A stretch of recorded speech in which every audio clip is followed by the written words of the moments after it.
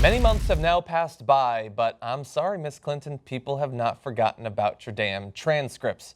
Take a look at this poll. It's done by Morning Consult, released Wednesday, found that nearly 2/3 of voters think that Miss Clinton should make public those speeches, including 3 she delivered at Goldman Sachs after leaving the State Department. You've heard a lot about these speeches. She made millions upon millions of dollars for these private speeches to Wall Street firms.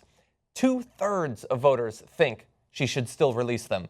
And in fact, 47% of Democratic voters say that she should release the transcripts. I'm going to go out on a limb and say a lot of those are Bernie fans. But while that may not scare her, 2/3 of general election voters thinking it's a big deal, that should scare her. And here's the thing. It's not going away. It hasn't gone away to this point, and eventually Trump will start bringing it up too. It's time to release them. And once she finally does that, then one of two things can finally happen. Either she didn't say anything that bad, and we will move on. I will move on. Trump will not have anything to attack you on that topic. It'll be a great day for Hillary Clinton.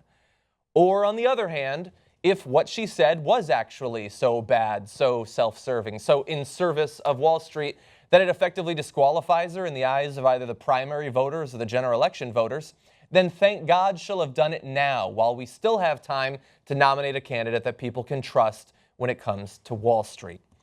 But regardless, it's time to do something about this. We can't just let it go on forever. We have to get to it eventually. And it's up to Hillary Clinton how long she drags this out and how much damage she's willing to let it do to the Democrats' chances come November. And that's my final judgment.